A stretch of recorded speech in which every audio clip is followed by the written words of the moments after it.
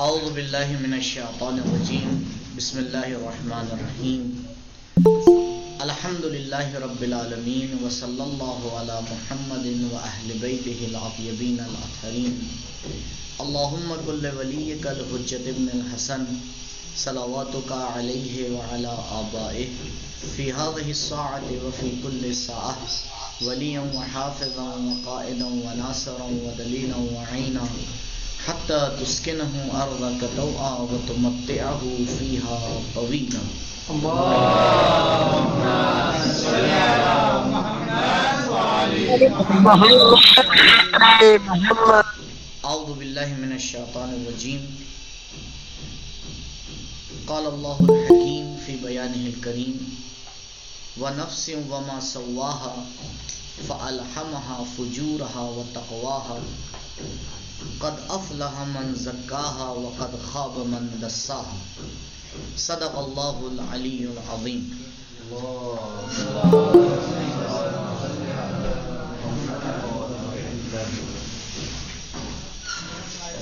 ظاہراً جہاں تک مجھے یاد آ رہا ہے تو اس سے پہلے جو ایک بار خداوند متعال نے توفیق نصیب فرمائی تھی کہ آپ کی خدمت میں کچھ معروضات پیش ہوں تو اس میں جسم اور روح کے حوالے سے گفتگو ہوئی تھی. اس گفتگو میں آپ کے سامنے عرض کیا تھا کہ خداوند متعال نے انسان کو دو چیزوں کا مجموعہ بنایا ہے. ایک ہے اس کا ظاہری جسم اور ایک ہے اس کی باطنی روح. سارا مسئلہ اس بات کے اوپر ٹکا ہوا ہے کہ ہم کس حقیقت کو آ کے اصل مانیں اور کس کو بیس مانیں.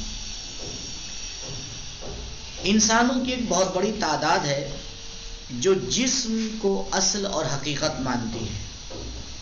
سورہ مبارک یاسین کی آخر کی آیات میں اگر آپ جا کے ملاحظہ فرمائیں تو خداوند متعال کفار مکہ کے حوالے سے نقل کرتا ہے کہ وہ آتے ہیں اور نبی کریم صلی اللہ علیہ وآلہ وسلم کے سامنے ہڈیوں کو آ کے راکھ بنا کے پوچھتے ہیں کہ کیا یہ راکھ دوبارہ انسان بن پائے گی. یعنی ان کا ماننا یہ تھا کہ ساری دنیا یہی جسم اور جسمانیات اور یہی مادیات ہے. البتہ 1400 سال پرانی فکر آج بھی موجود ہے. آج بھی انسانوں کی ایک بہت بڑی تعداد ہے کہ جو اس جسم کو اصل اور حقیقت مانتے ہیں. تو جو انسان جسم کو اصل اور حقیقت مانتا ہے اس کی تمام تر کوشش یہ ہوتی ہے کہ اس دنیا میں سب کچھ حاصل کر لے. اسے یہ لگتا ہے کہ اگر وہ مر گیا اور اس کی زندگی ختم ہو گئی اور اس نے اچھی زندگی نہیں کی، اچھا کھانا نہیں کھایا، اچھا گھر نہیں بنایا، اچھی گاڑی نہیں خریدی، اچھا لباس نہیں پہنا، تو وہ ہار گیا. تو وہ اپنی ساری کوشش آ کے اس بات کے اوپر متمرکز کرتا ہے کہ دنیا سے زیادہ فائدہ اٹھا لے. کیوں؟ کیونکہ وہ اپنی لمٹ کو اسی دنیا سمجھتا ہے اور اسی دنیا کو اپنی انتہا سمجھتا ہے کہ جب وہ مرے گا تو ساری بات ختم ہو جائے گی. تو یہ ایک انسانوں کا حصہ ہے. البتہ غور فرمائیے گا اس کا کوئی ربط، بہت زیادہ ربط مذہب سے نہیں ہے. ہو سکتا ہے کہ انسان مذہب کے اعتبار سے مسلمان ہو لیکن فکر کے اعتبار سے مادی ہو. ہو سکتا ہے ایک انسان فکر کے اعتبار سے کچھ ہو، مذہب کے اعتبار سے کچھ اور ہو. ہماری گفتگو انسان کی فکر کے حوالے سے، اس کی آئیڈیالوجی کے حوالے سے، اس کے عقیدے کے حوالے سے. فی الحال اس بات کو ہم نظر میں نہیں رکھ رہے ہیں کہ اس کا مذہب کیا ہے، وہ مسلمان ہے، وہ ہندو ہے، وہ مسیحی ہے، وہ یہودی ہے. ہمیں اس سے کوئی کام نہیں ہے. ہمیں یہ دیکھنا ہے کہ وہ اپنی نارمل زندگی میں کس عقیدے کے اوپر چل رہا ہے اور کس بات کو آگے پرائرٹی دیتا ہے، کس چیز کو وہ آگے بڑھاتا ہے. تو یہ ایک حصہ ہے انسانوں کا. دوسرا حصہ انسانوں کا، ان انسانوں کا نام ہم رکھتے ہیں مادی. ایک حصہ انسانوں کا جس کا ماننا یہ کہ نہیں، یہ دنیا تمام تر نہیں ہے، یہ دنیا سب کچھ نہیں ہے، اس دنیا کے بعد بھی کچھ ہے اور حقیقت اسی کی ہے جو اس دنیا کے بعد ہے. اس کو تھوڑا سمجھنے کے لیے میں ایک دو مثالیں آپ کی خدمت میں عرض کروں. اگر میں آپ سے سوال یہ کروں کہ انسان دیکھتا ہے یا آنکھ دیکھتی ہے، ہم اور آپ کیا کہتے ہیں؟ ہم نے آنکھ سے دیکھا، میں نے دیکھا، یا ہم کہتے ہیں آنکھ سے دیکھا. اب یہیں پہ تھوڑا سا ہم لوگ رکے تو ہم خود اپنے صحیح عقیدے کی طرف جو ہے وہ رہنما ہو جائیں گے. دیکھیں، ہم کہتے ہیں آنکھ سے دیکھا، لیکن دیکھ کون رہا ہے؟ انسان دیکھ رہا ہے. اس کا مطلب یہ ہے کہ آنکھ ایک ٹول ہے. ہم زبان سے بولتے ہیں لیکن ہم بولتے ہیں. اس لیے زبان کو گنہگار نہیں کہا جاتا، انسان کو گنہگار کہا جاتا ہے. آنکھ کو گنہگار نہیں کہا جاتا ہے، انسان کو گنہگار کہا جاتا ہے اگر غلطی کرتا ہے انسان. یہاں تک کہ ایک مثال کے اوپر غور فرمائیے، ہم سوتے میں خواب دیکھتے ہیں یا نہیں دیکھتے؟ انسان سوتے میں خواب دیکھتا ہے تو اس وقت اس کی آنکھ کھلی ہوتی ہے یا بند؟ تو بند آنکھ سے بھی انسان دیکھتا ہے. تو ضروری نہیں ہے کہ یہ ٹول ہر جگہ کام کریں یا یہ ٹول نہ ہو تو ہم وہ کام نہ کر پائیں. تو یہ اشارہ ہے اس بات کی طرف کہ اس جسم سے ہٹ کر بھی ہمارے اندر ایک حقیقت موجود ہے، سارا کام وہ کر رہی ہے. اسی لیے جب وہ حقیقت ہمارے جسم سے باہر نکل جاتی ہے تو ہمارا جسم بیکار ہو جاتا ہے. اب آنکھ ہوتے ہوئے بھی ہم دیکھ نہیں سکتے، زبان ہوتے ہوئے بھی ہم بول نہیں سکتے، کان ہوتے ہوئے بھی ہم سن نہیں سکتے. اور جو شیعہ مکتب ہے وہاں تو یہ مسئلہ بڑا آسان ہے سمجھنا. ضرور آپ نے کسی تدفین میں شرکت کی ہوگی جب مردے کو دفن کیا جاتا ہے. جب مردے کو دفن کیا جاتا ہے تو آپ نے دیکھا ہوگا وہاں پر اس کے شانے پہ ہاتھ رکھ کے تلقین پڑھائی جاتی ہے. ٹھیک ہے نا؟ تلقین پڑھائی جاتی ہے. تلقین کا پہلا سینٹنس کیا ہے؟ اس مردے کا نام لے کے کہا جاتا ہے اسمع افہم، سن اور سمجھ. میرا سوال ہے کہ بھائی یہ تو مر گیا ہے، آپ اس کو کیا پڑھا رہے ہیں؟ یہ تو مر گیا، اسے کیا سمجھا رہے ہیں؟ کوئی پتھر سے باتیں نہیں کرتا ہے. یہ اسمع اور افہم ہمیں سمجھا رہا ہے کہ یہ ابھی زندہ ہے، جسم اور روح میں جدائی ہوئی ہے، یہ ہماری بات سن رہا ہے. کیوں؟ کیونکہ جسم نہیں سنتا ہے، روح سنتی ہے، اور روح ابھی موجود ہے. بس روح اور جسم میں جدائی ہو گئی ہے،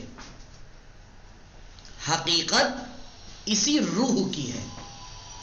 دیکھیں یہ جتنے بھی ہمارے ذہنی مسائل ہیں، میں اپنے موضوع کی طرف آ رہا ہوں، یہ ہمارے جتنے بھی ذہنی مسائل ہیں سب کا ڈائریکٹ رابطہ ہے ہماری روح سے. اگر ہم اپنی روح کو آ کے تقویت کر لیں، اس کو اسٹرانگ بنا لیں، اس کو پاورفل بنا لیں، تو ہم بہت سے ذہنی مسائل، بلکہ یوں کہوں تمام ذہنی مسائل کو کنٹرول کر سکتے ہیں. اور یہ میرا نسخہ نہیں ہے، قرآن کا نسخہ ہے. قرآن کیا کہہ رہا ہے؟ الا بذکر اللہ تطمئن القلوب. یہ ایک حقیقت ہے کہ اللہ کا ذکر انسان کے قلب کو اطمینان دیتا ہے. اللہ کا ذکر انسان کے قلب کو اطمینان دیتا ہے. تو اگر ایک انسان کا عقیدہ ہی نہیں ہے اللہ کے اوپر تو اس کو اطمینان کہاں سے ملنے والا ہے؟ کیسے سکون ملے گا؟ کیسے ذہن ہمارے کنٹرول میں آئے گا؟ ان تمام باتوں کے لیے ایک کچھ فارمولے اس کو نظر میں رکھیے. پہلا فارمولہ میں نے آپ کے سامنے عرض کیا کہ ہمارا یہ عقیدہ ہونا چاہیے کہ تمام حقیقت ہماری روح کے لیے. پھر جسم کیا ہے؟ جسم ایک سواری ہے، جسم ایک ذریعہ ہے، جسم ایک ٹول ہے. سواری، ذریعہ، ٹول، اس کی ضرورت تب تک ہوتی ہے جب تک ہم کام کر رہے ہیں. مثلا ہم اپنی گاڑی سے کہیں جاتے ہیں، کہیں مثلا کوئی عزاداری ہے، مجلس ہے، ہم اپنی گاڑی سے مجلس میں جاتے ہیں، تو آپ گاڑی کو فرش عزا پہ لے کے جاتے ہیں. کیوں؟ گاڑی کو آپ باہر کیوں چھوڑ کے جاتے ہیں؟ آپ کہتے ہیں گاڑی کا کام مقصد تک ہے، بس اس کے بعد نہیں ہے، اس کے بعد ہم اس کو چھوڑ دیتے ہیں. یہی حال ہمارا بھی ہے. جسم کا کام دنیا تک ہے، اس کے بعد نہیں ہے. اس کے بعد روح جسم کا ساتھ کیا کرتی ہے؟ چھوڑ دیتی ہے. اب دیکھنا یہ کہ اس ڈیوریشن میں جب ہماری روح ہمارے جسم کے ساتھ ہے، ہم نے اپنی روح کو کتنا طاقتور بنایا ہے. جتنی ہماری روح طاقتور ہوگی اتنا ہمارا اپنے اوپر کنٹرول زیادہ ہوگا. انسان کے تمام کام جتنے بھی ورک ہیں سب کا کنٹرولر اس کی روح ہے. سب کا کنٹرولر اس کی روح ہے. جتنا زیادہ روح پہ کام کیا جائے گا اتنا زیادہ انسان ذہنی اعتبار سے، جسمی اعتبار سے اپنے آپ کو کنٹرول کر لے گا. اور جتنا زیادہ ہم روح کے اوپر کام نہیں کریں گے اتنا زیادہ ہم کمزور ہو جائیں گے. تو پہلے تو ہمیں اس بات کے اوپر عقیدہ ہونا چاہیے کہ ہمیں کام کس چیز کے اوپر کرنا ہے. ہمیں کام روح پر کرنا ہے، جسم پر اتنا کام کرنا ہے کہ وہ ہماری روح کو سواری دے سکے. اگر آپ پاس اچھی گاڑی ہے تو آپ جلدی مقصد تک پہنچ جائیں گے. اگر آپ کی گاڑی کا بریک فیل ہو گیا تو یہ آپ کو کھائی میں بھی گرا دے گی. تو جسم کی ضرورت، اچھے جسم کی ضرورت، صحیح اور سالم جسم کی ضرورت اس لیے ہے تاکہ ہماری روح جلدی کمال تک پہنچے. اور جب ایک روح اپنے مقصد تک پہنچ جاتی ہے تو جسم کا ساتھ چھوڑ دیتی ہے. تو ہماری جسم کی جو ضرورت ہے وہ سیکنڈری ہے، وہ دوسرے درجے کے اوپر ہے. پہلی ضرورت یہ کیوں تاکید کر رہا ہوں بار بار، کیونکہ کبھی کبھی ایسا ہوتا ہے کہ ہم اس مسئلے میں آ کے پھنس جاتے ہیں کہ ہمارے پاس کسی ایک پہ کام کرنے کا ٹائم ہوتا ہے. جسم پہ کریں یا روح پہ کریں. میں مثال دوں آپ کو سیدھی سی. مثلا ہم رات میں ایک دم تھکے ہوئے ہیں، مانیے 5:30 بجے جو ہے اذان کا ٹائم ہے، اور کچھ ایسا حادثہ ہوا کہ ہم 4:30 بجے تک جاگتے رہے. ٹھیک، اب ہمارے پاس 1 گھنٹہ ہے، لیکن ہمیں پتا ہے کہ اگر ہم 4:30 بجے سوئے تو دنیا کا کوئی بھی الارم ہمیں اٹھا نہیں سکتا. چاہے ہمارے کان کے پاس بھی ہارن لگا دیا جائے تو ہم کان میں روئی ڈال کے پھر دوبارہ سو جائیں گے. کیوں؟ کیونکہ ہمارا جسم تھکا ہوا ہے.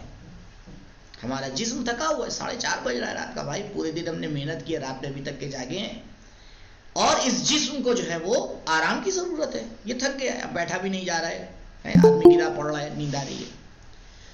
دوسری طرف سے ہمیں یہ پتا ہے کہ ابھی 1 گھنٹے کے بعد ہماری روح کو ایک ڈوز ملنے والی ہے. 1 گھنٹے کے بعد ہماری روح کو ایک طاقت ملنے والی ہے، وہ ہے نماز صبح. اب اس میں کیا کیا جائے؟ سویا جائے تاکہ جسم کو آرام ملے، یا جاگا جائے اور اول وقت نماز پڑھی جائے اور اس کے بعد سویا جائے؟ اب اس 1 گھنٹے میں ہم کیا کریں؟ 2 طرح کے لوگ ہیں ہمارے پاس. ایک وہ ہیں جو جسم کو اہمیت دیتے ہیں، کہتے ہیں بھائی دیکھیے مولانا صاحب 1 گھنٹہ ہوتا ہے، سو لینے دیجیے، نماز کا دیکھا جائے گا. صحیح. اور ایک گروپ ہوتا ہے وہ کہتا ہے نہیں، اس 1 گھنٹے بھی ہم جاگیں گے. جہاں ہم 4.5 گھنٹے، 5 گھنٹے، 6 گھنٹے جاگے ہیں، جیسے مثلا 12 بجے ہم سوتے تھے تو 4.5 گھنٹے ہم جاگیں، 1 گھنٹہ اور جاگ لیں گے، لیکن نماز نہیں چھوڑیں گے. صحیح. ہو سکتا ہے یہ 1 گھنٹے جاگنے کی وجہ سے اس کے جسم کو پرابلم ہو، اس کو سختی برداشت کرنا پڑے، لیکن اب یہاں پہ اس ٹکراؤ کو کیسے دور کیا جائے یہ ہمارا عقیدہ بتاتا ہے. یہ بتاتا ہے کہ ہماری سوچ کیا ہے، ہم اصل کس کو مانتے ہیں، روح کو مانتے ہیں یا جسم کو مانتے ہیں. تو جو اس قانون کو ہی نہیں جانتا وہ اس کا تو آپ زندگی جو ہے وہ معذرت کے ساتھ جنگل کے جانوروں کی طرح ہوتی ہے، کچھ پتہ ہی نہیں. اسے اس سے کیا کام ہے کہ یہ کھیت کسی انسان کا ہے یا یہ جنگل کا جو ہے وہ کی ہریالی ہے، اسے تو ملنا چاہیے، وہ کہیں بھی منہ مار دے گا. لہٰذا یہ پہلا قانون ہمیں اپنی زندگی میں آ کے اس کو سمجھنا ہے کہ ہمیں پرائرٹی کس چیز کو دینا ہے، ہمیں کس چیز کو آ کے آگے رکھنا ہے. البتہ عام حالات میں کوئی ٹکراؤ نہیں ہوتا ہے، کیونکہ جسم کے تقاضے الگ ہیں، روح کے تقاضے الگ ہیں، لیکن کئی ایسے آپ کی زندگی میں موڑ آئیں گے جہاں ان دونوں میں آپس میں کیا ہوگا؟ ایک ٹکراؤ ہوگا. تو اگر پہلے سے ہم نے ایک قانون بنا لیا، ایک پرنسپل ہمارے پاس ہے کہ جسم کے تقاضے اور روح کے تقاضے، اگر ان دونوں میں آپس میں ٹکراؤ ہوا تو ہم روح کے تقاضوں کو کیا کریں گے؟ آگے کریں گے۔ ایک اور مثال دیتا ہوں آپ کو۔ انسان معمولاً ایسا ہوتا ہے موت سے ڈرتا ہے۔ بہت سے لوگوں کو تو اسی لیے موت آ جاتی ہے، ان کو پتہ چلتا ہے کہ موت آنے والی ہے۔ مثلا ڈاکٹر کسی کو کہتے ہیں کہ بھائی آپ کو کینسر ہے، آپ 2 مہینے بعد مر جائیں گے، تو پتہ چلتا ہے وہ 10 ہی دن بعد مر گیا۔ تو بھائی یہ 50 دن پہلے کیوں مر گیا؟ یہ ڈر سے مر گیا بیچارہ۔ تو وقت سے پہلے بیچارے کو موت آ گئی۔ کیوں؟ کیونکہ موت سے ڈرتا ہے انسان۔ اگر انسان موت سے ڈرتا ہے تو مجھے بتائیے شہید کیوں مرنے کے لیے چلا جاتا ہے؟ بھائی وہ بھی تو انسان ہے۔ شہید پتہ ہے، آپ تاریخ اٹھا کے دیکھیے، ایسی جنگیں ہیں جہاں پہ جنگ پہ جانے والے کو پتہ ہے 100% شہید ہوگا، زندہ واپس نہیں آنا ہے، لیکن پھر بھی وہ جاتا ہے۔ اتنا فرق کیسے ہے انسان کے عمل میں کہ ایک انسان موت کا نام سن کے مر رہا ہے اور دوسرا انسان موت کو گلے لگانے کے لیے آگے جا رہے ہیں۔ کربلا والے ہمارے اور آپ کے سامنے ہے مثال۔ کیوں اتنا فرق ہے؟ یہ صرف فرق اس وجہ سے ہے کہ ایک انسان جسم کو اصل سمجھتا ہے، وہ موت کا نام سن کے مر جاتا ہے۔ ایک انسان روح کو اصل سمجھتا ہے تو وہ جانتا ہے کہ شہادت زندگی کا خاتمہ نہیں ہے، بس جسم کی جدائی ہے۔ غور فرمایا آپ نے کہ یہ عقیدہ کتنا ہماری زندگی میں اثر کرتا ہے؟ اور تعجب کی بات تو یہ ہے کہ یہ بیسک رول شاید ہمیں معلوم ہے، لیکن ہم اس کو فالو نہیں کرتے اپنی زندگی میں، ہم اس کے اوپر کام نہیں کرتے۔ ہم بیٹھ کے اپنی عقل کو یہ نہیں سمجھاتے ہیں کہ اصل ہماری روح ہے۔ جس انسان کی عقل اور اس کا ذہن اس بات کو قبول نہ کر پائے وہ کامیاب نہیں ہو سکتا۔ تو یہ پہلا قانون اور اس کے سائے میں جو ہمیں سمجھنا تھا۔ آتے ہیں نیکسٹ اسٹیپ کی طرف۔ دوسرا مرحلہ یہ ہوتا ہے کہ جب ہم نے اس بات کو سمجھ لیا، ہم نے یہ سمجھ لیا کہ بھائی جسم جو ہے وہ اصل نہیں ہے، روح ہماری اصل ہے، روح کے اوپر کام کرنا ہے، جسم کے اوپر بھی کام کرنا ہے، لیکن اتنا کہ ہماری روح کو جو ہے وہ سواری دے پائے۔ اب اگلا سوال یہ ہوتا ہے کہ اگر ہمیں یہ قانون پتہ چل گیا تو کیسی یہ قانون ہماری زندگی میں آ کے اثر کرے؟ اس کو سمجھنے کے لیے قرآن سے مدد لیتے ہیں۔ دیکھیے ہم اور آپ سب جانتے ہیں کہ دین کو 2 حصوں میں ڈیوائیڈ کیا جاتا ہے، اصول دین اور فروع دین۔ یہ تو بیسک سا مسئلہ ہے، سب کو پتہ ہے۔ لیکن قرآن نے کہیں بھی آپ مجھے دکھائیے نہ اصول دین جاننے والوں کو پکارا ہے، نہ فروع دین پہ عمل کرنے والوں کو پکارا ہے۔ قرآن ہر جگہ کس کو پکارتا ہے؟ یا ایھا الذین آمنوا، یا ایھا الذین آمنوا، یا ایھا الذین آمنوا۔ تو قرآن سے پوچھئے یا ایھا الذین آمنوا کو کیوں پکارا جا رہا ہے؟ صاحب ایمان کو کیوں پکارا جا رہا ہے؟ ایمان عقیدے کا نام نہیں ہے، ایمان عمل کا بھی نام نہیں ہے۔ یہاں تک کہ قرآن جو ہے وہ ایمان کے اوپر اتنی تاکید کر رہا ہے کہ جب کفار کا ایک گروپ آتا ہے نبی کریم صلی اللہ علیہ وآلہ وسلم کے پاس اور آ کے کہتا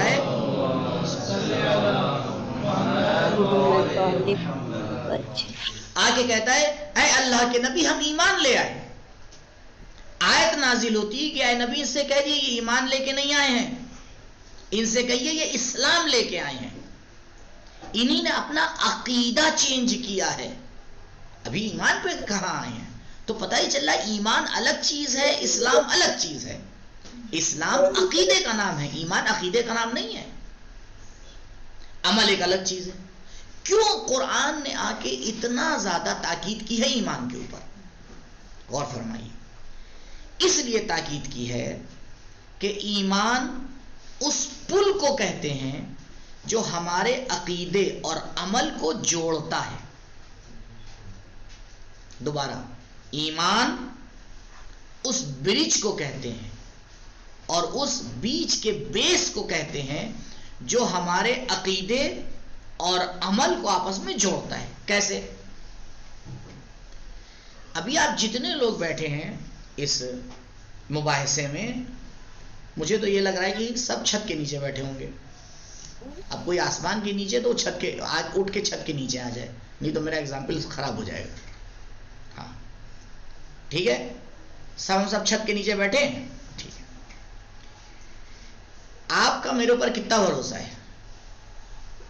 10%، 20%، 30%، 40%؟ ابھی پتا چل جائے گا.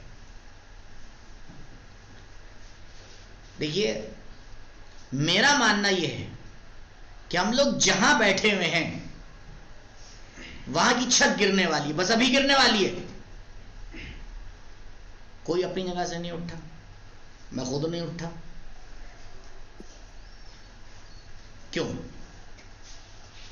کیوں ہم نے کوئی ری ایکشن نہیں دیا؟ جو لوگ آن لائن ہیں ان میں سے کوئی اٹھا اپنی جگہ سے؟ یقین ہے کوئی نہیں اٹھا ہوگا. نہیں. ہاں پتہ ہے، علم غیب ہے میرے پاس. بھائی جس انسان کا خود اپنے اوپر عقیدہ نہیں ہے دوسروں کو کہاں سے ہوگا؟ اگر میں یہاں سے کرسی چھوڑ کے اٹھتا تو آپ لوگ تھوڑی دیر کے لیے سوچتے کہ ہوا کیا. صحیح ہے نا؟ ہاں. کیوں نہیں اٹھے؟ کیونکہ آپ کا میرے اوپر عقیدہ تھا، ایمان نہیں تھا. جب تک انسان کا اپنے عقیدے پر ایمان نہیں ہوتا عمل نہیں ہوتا. غور کیجیے گا، عمل عقیدے کا رزلٹ نہیں ہے، عمل ایمان کا رزلٹ ہے. اس لیے قرآن بار بار صاحبان ایمان کو پکارتا ہے.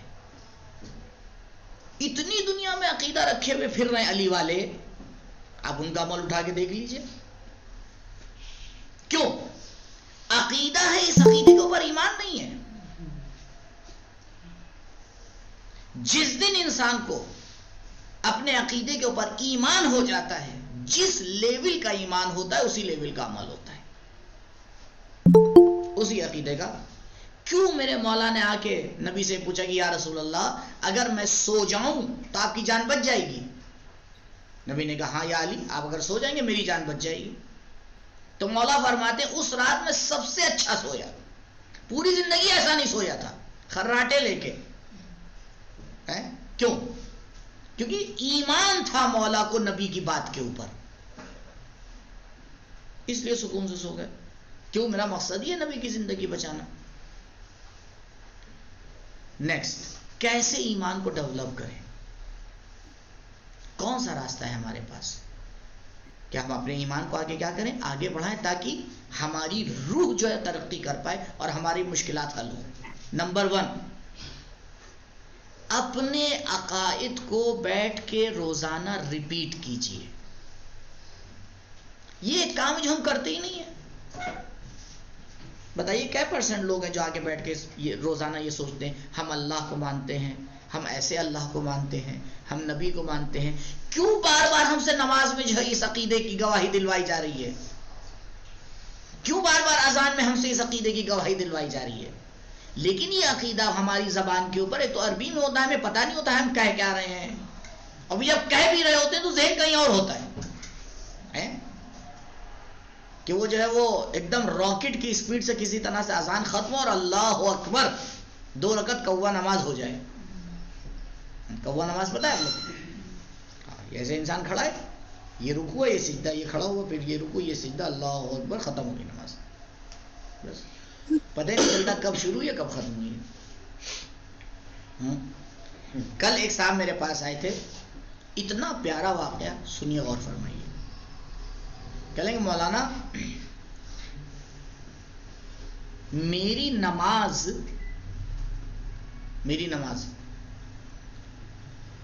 ایک حادثے سے صحیح ہو گئی. میں نے کہا کیا ہوا آپ کے ساتھ؟ کہنے لگے میں ایک جگہ گیا ہوا تھا تو وہاں ایک مولانا صاحب تھے، تو انہوں نے کہا کہ جتنے لوگ بیٹھے ہوئے ہیں ایک بار وہ بیسک جو مسائل ہیں وہ بتائیں کہ ان کو آتے ہیں یا نہیں آتے. تو خیر انہوں نے کلمہ سنا سب سے، اس کے بعد جو ہے وہ مثال پوچھی، مثلا وضو کیسے کرتے ہیں تو سب نے مثال دی. کہنے کہ میں ہمیشہ نماز بہت تیز پڑھتا تھا، لیکن اس دن جب انہوں نے مجھ سے یہ کہا کہ اب سب جو ہے وہ 2 رکعت نماز پڑھ کے دکھائیں کہ صحیح نماز پڑھتے ہیں یا نہیں، تو اس دن کیونکہ مولانا مجھ سے پوچھ رہے تھے تو میں نے بڑی ہی جو ہے وہ بالکل ایسی نماز پڑھی کہ جناب جبریل کو شرم آ گئی، بالکل بہترین جی، یعنی بالکل سکون کے ساتھ، پورے تلفظ کے ساتھ، پوری قرات کے ساتھ، وَلَضَّالِّينَ،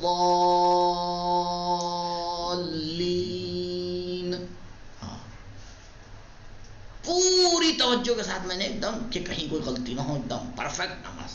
مولانا نے بھی اتنی تعریف کی، واہ سبحان اللہ، کاش ہمارے جوان ایسی نمازیں پڑھنے لگے. لیکن جب میری نماز ختم ہوئی تو ایک چیز نے کلک کیا کہ اے انسان، تو نے ایک عام انسان کو دکھانے کے لیے اتنی اچھی نماز پڑھی، تو خدا کو دکھانے کے لیے اچھی نماز نہیں پڑھتا. لیکن اس دن سے میری نماز کا طریقہ بدل گیا. جیسی میں نے نماز ان کے سامنے پڑھی تھی اب میں ویسے ہی نماز پڑھتا ہوں. کیوں؟ عقیدہ نہیں تھا اس انسان کا، عقیدہ تھا. مشکل کہاں تھی؟ ایمان نہیں تھا، متوجہ نہیں تھا، متوجہ نہیں تھا. قرآن میں یہ تو پورا قرآن نور ہے، لیکن قرآن کی 2 آیتیں بہت ہی خوبصورت ہیں انسان کی عملی زندگی کے لیے. اگر ان 2 آیتوں پر انسان کو عقیدہ پلس ایمان ہو جائے، مجھے نہیں لگتا وہ کہیں غلطی کرے گا، اور اس کے بعد بھی اگر غلطی کرے تو بہرحال میں کچھ نہیں کہہ سکتا. ایک آیت سورہ اقرا میں ہے، پہلا سورہ، ظاہراً 11 نمبر کی آیت ہے، یا 10 11 12 ایسی کوئی سی آیت ہے. اعوذ باللہ من الشیطان الرجیم. الم یعلم بان اللہ یری، کیا انسان کو اس بات کا یقین نہیں ہے؟ یہ یہاں پہ یعلم علم کے معنی میں نہیں ہے، یقین کے معنی میں. علم تو سب کو ہے، یقین کے معنی میں. علم یقین کے معنی میں بھی آتا ہے. اب جو لوگ مثلا طالب علم عربی گرامر میں پڑھتے ہیں کہ علمہ پہ معنی یقین آتا ہے، یہاں پہ یقین کے معنی میں. علم یعلم، کیا انسان کو یقین نہیں ہے بان اللہ یری، کہ حقیقت میں خدا اس کو دیکھ رہا ہے. وہ واقعی یقین نہیں ہے انسان کو کہ خدا اس کو دیکھ رہا ہے. اگر انسان کو یقین ہو جائے کہ خدا اس کو دیکھ رہا ہے، بتائیے اس کی زندگی میں کہیں گڑبڑ ہوگی؟ اب ہمیں یہ آ کے چیک کرنا پڑے گا کہ وہ اکیلا موبائل کے اندر کیا کر رہا ہے. اب ہمیں کوئی کیمرے لگانا پڑیں گے، اب ہمیں پولیس بیٹھانا پڑے گی؟ نہیں بھائی، جو اللہ کو حاضر نہ مانے وہ تو کسی کو بھی آگے بیوقوف بنا سکتا ہے. اس ایک آیت کے اوپر اگر انسان کو ایمان ہو جائے، اتنا زندگی میں اطمینان آ جاتا ہے. امام حسین علیہ السلام نے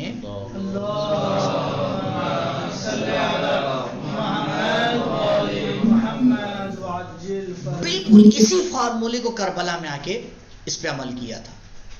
سخت ترین مسائل جب مولا کے اوپر آئے ہیں تو مولا نے ایک جملہ کہا، ہون علیہ، یہ مسائل میرے لیے آسان ہے. کیوں؟ مولا نے وجہ بتائی کیوں میرے لیے آسان ہے. لأنہ بعین اللہ، کیونکہ خدا دیکھ رہا ہے. خدا دیکھ رہا ہے، خدا روک سکتا ہے، خدا ان لوگوں کو سزا دے سکتا ہے، خدا میرے لیے ہر انتظام کر سکتا ہے، لیکن خدا راضی ہے کہ یہ ہو. تو جب خدا راضی ہے تو میں کون ہوں؟ میں تو بندہ ہوں. تبھی تو یہ آیت مولا کے لیے نازل ہوئی، راضیۃ مرضیہ. راضیۃ مرضیہ. خدا کیوں راضی ہے؟ ملا اس لیے ملا مولا کو. یہ کہہ سکتے ہیں خدا کیوں کربلا میں؟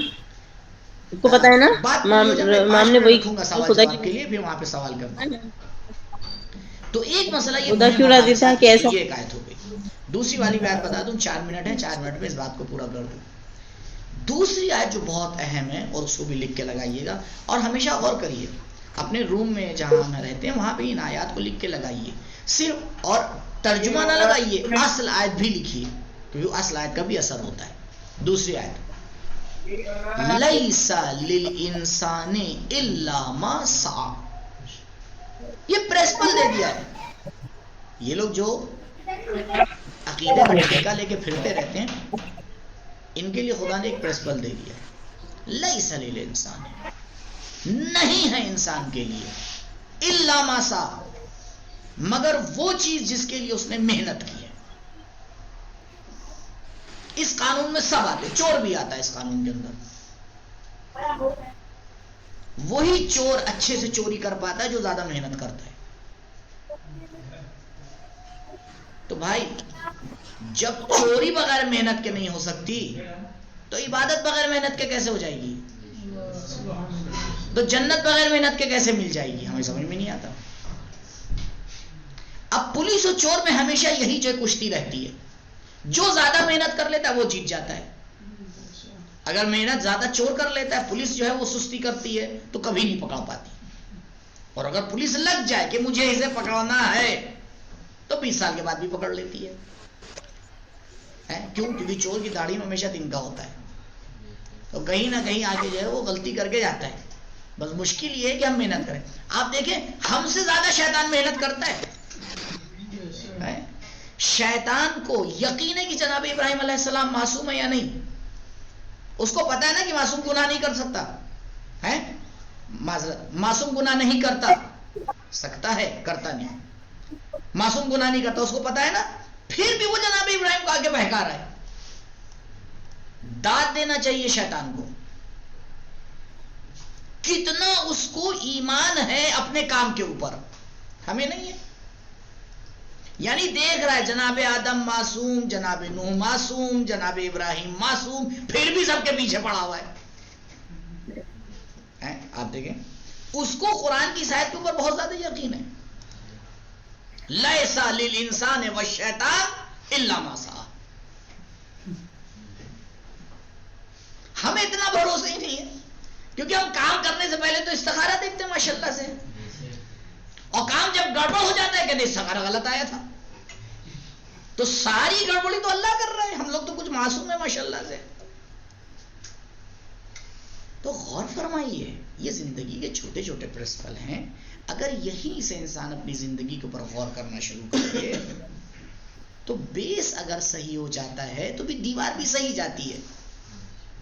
گڑبڑ یہ کہ ہم لوگ دیوار سجانے کے چکر میں لگے رہتے ہیں. مولانا ایک ایسا عمل بتا دیجئے کہ جبریل سے ملاقات ہو جائے. کہاں سے بتا دے میرے بھائی؟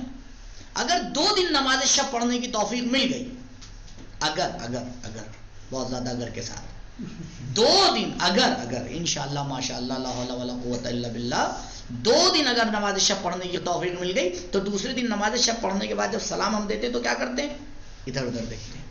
کیا ہوا بھائی، کیا دیکھ رہے ہو؟ ارے دوسرے دن آج میں نے نماز شب پڑھی، ابھی تک جبریل نازل نہیں ہوئے، اب تو آئی جانا چاہیے تھا. غور فرمائیے، زندگی کھیل نہیں ہے. ہم نے کھیل بنا رکھا ہے. انما الحیات الدنیا لہو ولعب وزینۃ وتفاخر. ہم نے بنا رکھا ہے، پروردگار نے تو اس کو بہت اعلیٰ مقام عطا کیا ہے. اسی زندگی میں انسان اتنا کماتا ہے کہ 6 مہینے کا ہوتا ہے باب الحوائج بن جاتا ہے. آپ سوچیں کتنا انسان اپنی زندگی سے استفادہ کر سکتا ہے. 6 مہینے کیا ہوتے ہیں؟ کچھ نہیں ہوتے ہیں، لیکن ایک مسکراہٹ اسے معصوم کے درجے پہ لا کے کھڑا کر دیتی ہے. آپ سوچیں 3 ہی تو باب الحوائج ہیں. کیوں؟ کیونکہ اس نے یہ کام کیا. لہذا تھوڑا سا غور کریں، اس کو ریپیٹ کریں. بس بات کو ایک سمری لیتے ہیں بات کی. نمبر 1، جسم اور روح میں روح اصل ہے. جسم کے اوپر بھی توجہ دینا چاہیے لیکن زیادہ توجہ روح پہ ہونا چاہیے. جب جسم اور روح میں کسی کام میں ٹکراؤ ہو تو پرائرٹی کس کو دینا چاہیے؟ روح. یہ پہلا پرنسپل ہے. دوسرا پرنسپل، ایمان اور عقیدے کے لنک کا عقیدے اور عمل کے لنک کا نام ایمان ہے. لہذا اس وقت ہمارا عقیدہ ہمیں عمل کی طرف لے کے جاتا ہے جب ہمارے عقیدے کے اوپر کیا ہو؟ ایمان ہو. اس کام کے لیے کیا کرنا ہے؟ اپنے عقیدے کو ریپیٹ کرنا ہے، دہرانا ہے، اس کو پروف کرنا ہے اور بار بار غور کرنا ہے کہ جو عقیدہ ہمارا ہے اس سے بہتر کائنات میں عقیدہ نہیں ہو سکتا. علی والوں سے بہتر کس کا عقیدہ ہوگا؟ تو جب ہمارا بہترین عقیدہ ہے تو بہترین ایمان بھی ہونا چاہیے. جب بہترین ایمان ہوگا تو پھر بہترین عمل بھی اس کے اندر ہو جائے گا. ساری ٹینشن، اب آپ کے سوال کا جواب، ساری ٹینشن انسان کو اس لیے ہوتی ہے کیونکہ وہ ڈرتا ہے، اپنی آخرت سے ڈرتا ہے، اپنے عمل سے ڈرتا ہے، اپنے کام سے ڈرتا ہے، اپنے رزلٹ سے ڈرتا ہے۔ یہ سارے ڈروں کو دور نکالنے کا طریقہ یہ ہے کہ ہم اپنے عقیدے پر ایمان لے کے آئیں اور اس کے اوپر عمل کریں، رزلٹ آئے گا اطمینان۔ الا بذکر اللہ تطمئن القلوب۔ انسان ان باتوں کا بھی خیال رکھے کہ خدا دیکھ رہا ہے، اس بات کا بھی خیال رکھے کہ رزلٹ وہی آئے گا جو اس نے کیا ہے۔ نابرد رنج گنج میسر نمی شود، مزدان گرفت جان برادر کے کار کر۔ بغیر محنت کے کچھ حاصل نہیں ہوتا ہے، رزلٹ اس کو ملتا ہے جو زیادہ سے زیادہ محنت کرتا ہے۔ آخری بات، ہو سکتا ہے کہ آپ کو کچھ ٹائم لگے گا رزلٹ لینے میں، اس لیے صبر کے ساتھ عمل کا دامن نہ چھوڑیے۔ وَتَوَاصَوْا بِالْحَقِّ وَتَوَاصَوْا بِالصَّبْرِ۔ حق پانے کے لیے صبر کرنا پڑتا ہے۔ انشاءاللہ پروردگار ہم سب کو توفیق عنایت فرمائے کہ ان باتوں کو سمجھ کر صبر کے ساتھ اس کے اوپر عمل کر سکیں، بے برکت صلوات بر محمد و آل محمد۔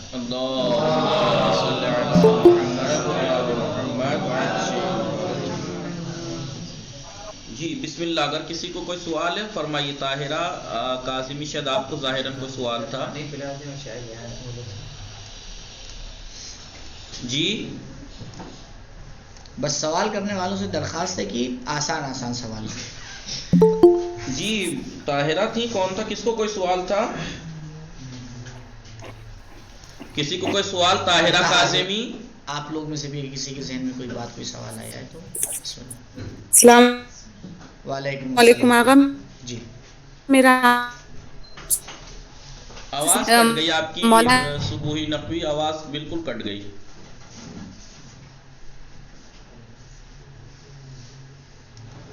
کل بیان کی مجلس پڑھتے میں انہوں نے ہوگا تو اس کی وضاحت کر دیجئے۔ آپ کا سوال سمجھ میں نہیں آیا، آپ کی آواز کٹ گئی ہے۔ سوال ریپیٹ کریں۔ آقا کلیئر آواز آ رہی ہے؟ آغا میرا سوال ہے کہ مولانا قلب رشید صاحب نے یہ بیان مجلس میں یہ بیان کیا ہے کہ امام حسن نے کہا ہے کہ میں نے اپنی مادر گرامی کو راتوں کو اٹھ کے اپنے دشمنوں کے حق میں دعا کرتے ہوئے دیکھا۔ تو آپ نے کیا، یہ کس نے کہا ہے؟ تو جب ان سے سوال کیا کہ ہم آپ ان کے لیے، مولانا قلب رشید صاحب نے، اور میں کون ہوں؟ جبکہ شہزادی کونین تو جن سے ناراض تھی ان سے ناراضگی گئی ہیں دنیا سے، مولانا قلب رشید صاحب۔ میرا نام بتائیے، میں کون ہوں؟ آپ علی عباس آپ اتنی دیر سے علی عباس خان صاحب ہیں، مولانا صاحب علی عباس خان صاحب ہیں۔ ٹھیک ہے، تو میں قلب رشید صاحب نہیں ہوں نا؟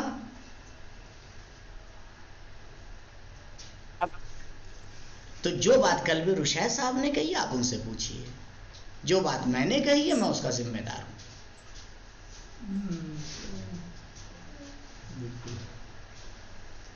میں سمجھا کہ آپ یہ سمجھ لیں کہ قلب رشید صاحب درس دے رہے ہیں، تو میں نے کہا وضاحت کر دوں۔ آپ سے میں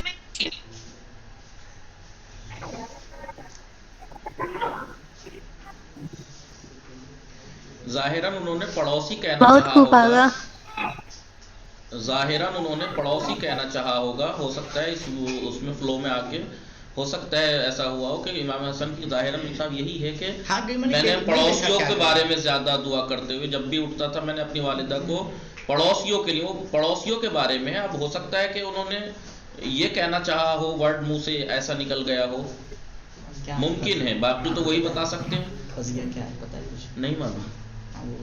اور کسی کو کوئی سوال ہے؟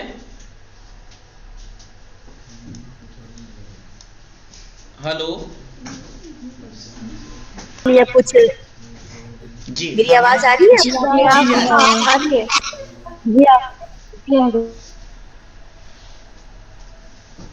میری آواز آ رہی ہے؟ مولانا السلام علیکم۔ علیکم السلام۔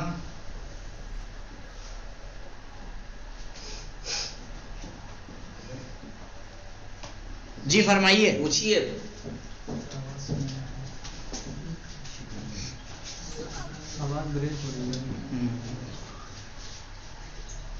کیا مشکل ہے تھوڑی، سوال کیجئے۔ نہیں جی السلام علیکم مولانا صاحب، یہ ایام فاطمیہ میں کوئی خاص اعمال یا کوئی کچھ ایسی جو چیز ہے جو کرنا چاہیے؟ وہ پلیز اس کی بتا دیجیے کیا کیا ضروری خاص ہے یا عمل کچھ یہ ہے، مستحب اعمالات جو کرنا چاہیے ایام میں. جی ایک صلوات ہے، اللہم صلی علی فاطمہ و ابیہا و بعلہا و بنیہا والسر المستودع فیہا بعدد کل ما احاط بہ علمک.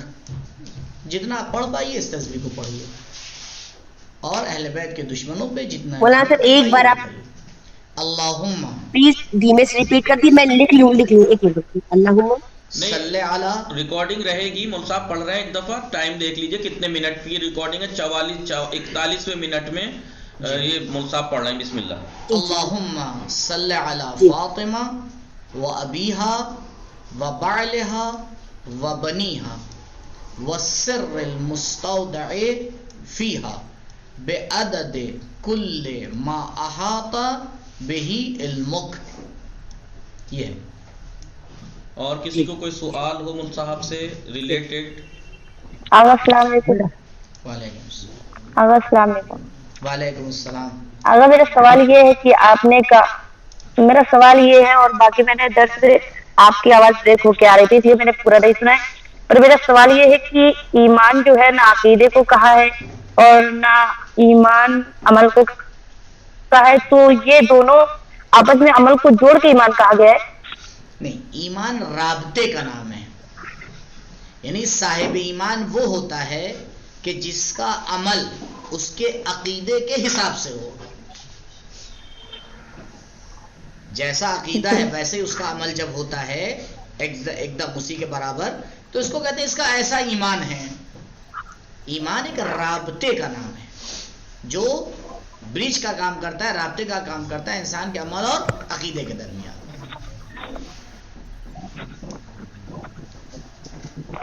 تو اگر رابطے کو بھی عمل ہی کہیں گے نا؟ نہیں،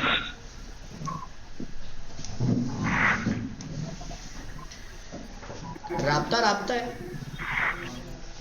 اب وہ ایک فلسفی گفتگو ہے، اس کو چھوڑیے، یہاں نہیں بیان کر سکتے اسے. ٹھیک. اور کسی کو؟ سلام آقا. وعلیکم السلام. میرا ایک سوال ہے آپ سے کہ آپ مجھے بتا دیں کوئی وظیفہ حاجت کے لیے، کیونکہ میں نے تو یہ ایام فاطمیہ میں تسبیح فاطمہ الزہرا یہ بھی شروع کیے نا، جی. تو اس کی بھی بتا دیں کہ یہ کیسی.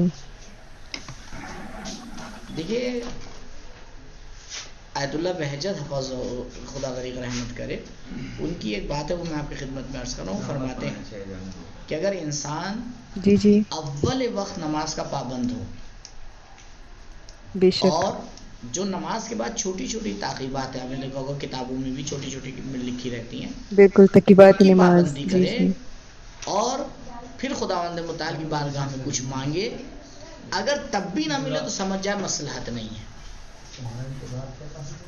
نہیں تو 100% یہ وظیفہ اس کو ہر وہ کمال دے سکتا ہے جس کے لیے پروردگار نے اسے خلق کیا ہے.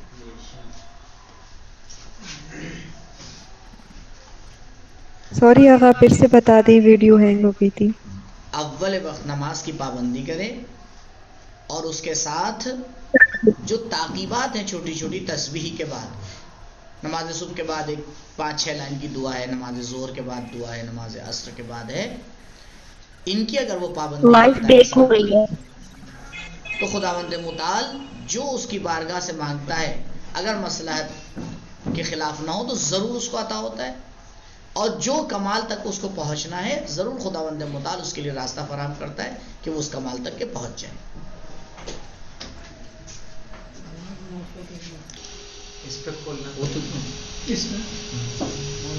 آقا وہ ریپیٹ کیجیے. جی پوچھیے. کی بورڈ آپ کو کون سا عربی ہے؟ انگلش. آقا ویڈیو رکھی ہوئی ہے، سوال آ گیا.